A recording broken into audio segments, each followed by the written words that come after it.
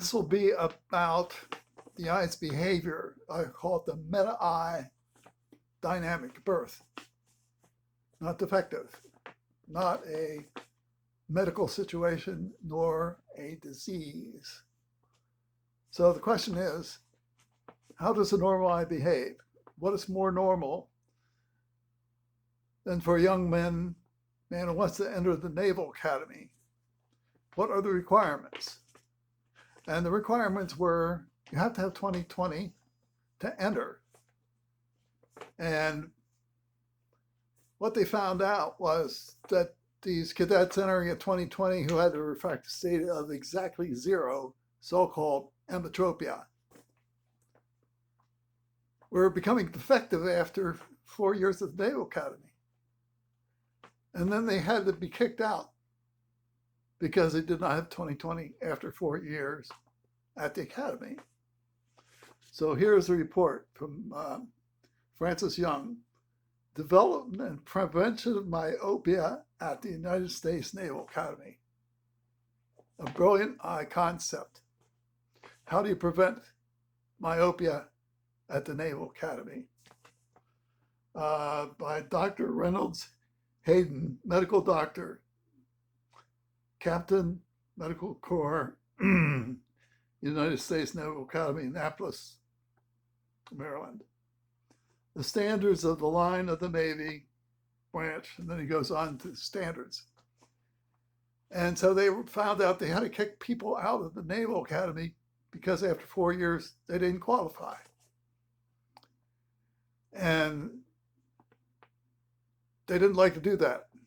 You get a man in the Naval Academy in 20/20, you want to keep him in, not because he became myopic during 4 years. So they developed a profile, and they found out that with exactly 0 diopters entering, you would go down by 1 diopter. You would then be about 20/60 or 20/70 or -1 diopter after 4 years at the academy.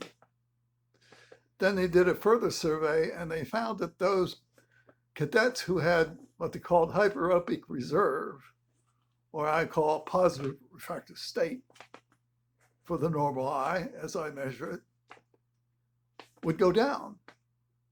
But they went down from a positive 1 diopter to 0 diopters, where those at 0 diopters would go down to -1.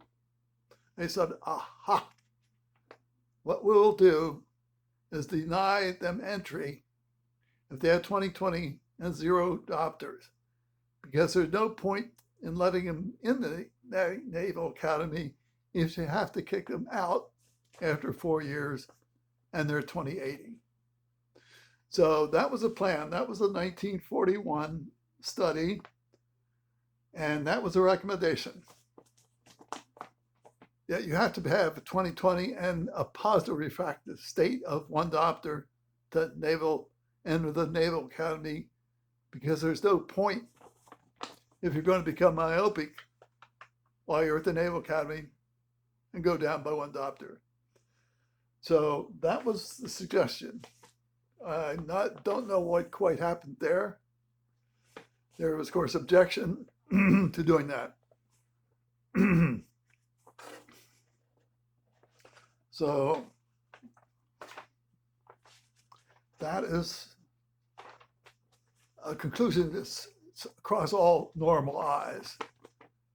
Because when you do this, their refractive state changes.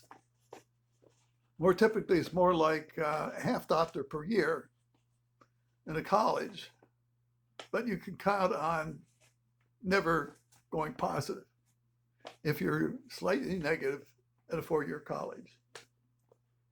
Obviously now, 80 years later, and we know that the eye is dynamic at birth, meaning controls its refractive state to its average of accommodation, that it would be wise to greatly reduce the close work by any means possible. And it would seem to me that the plus, which has the effect of getting rid of close work, would be wise if you have 20/20 but your refractive state is exactly zero. Now, a person who's designed control systems would understand that concept. I don't think medical people do, because they consider all eyes to be ametropic. All of them have errors, which nobody seems to understand, and a disease. Once they went down to -1, they had the disease of myopia from spending 4 years at the Naval Academy. And of course, you have a disease, you can't be allowed in the Naval Academy. So that's the effect of visual standards and how to prevent myopia at the Naval Academy. And that is how you prevent it. You stop them from entering if they're emmetropic. And they must look at a Snelling like I'm doing and reading 20/20. But I also must read 20/20 line through a 1 diopter lens, so-called hyperopic reserve. That will protect me from becoming myopic if I spend 4 years at the Naval Academy. They never offered them a choice about prevention when they were 0 diopters. They were summarily dismissed from the Naval Academy when they had 20/20 because they had emmetropia.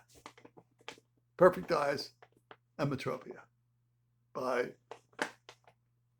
past historical standard. So that sort of makes me wonder, why are all eyes defective when they have refractive states? Who makes that choice, that decision? Seems arbitrary. But that's the arguments you face if you talk about anything but a negative state for the normal eye.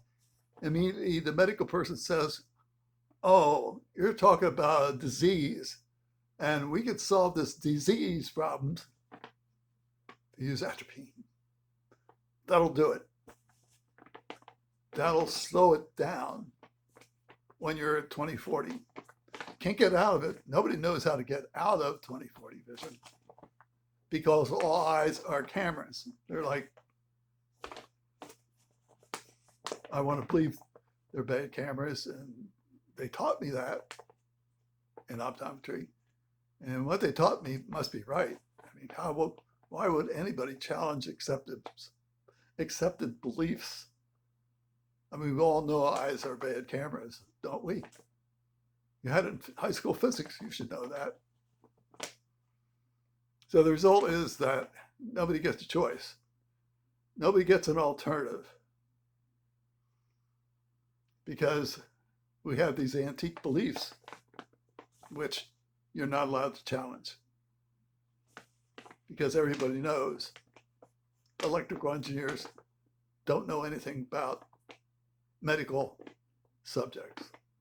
So that was a paper that was sent to me by Francis Young, who wrote a lot of papers, and his research is very good, meticulous, organized. I think I have about 44 of his papers.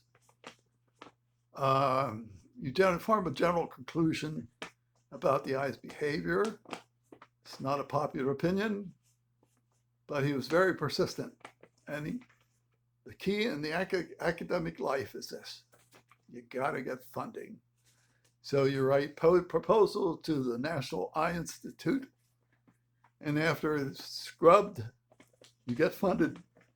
And that is how you get anything accomplished. In the academic world, he was professor emeritus from Washington State, Pullman University, I think. 30 years of experience. He himself was myopic, the same way everybody else becomes myopic. And so that was part of his motivation. I think it was a psychologist, and a great help, very, very persistent.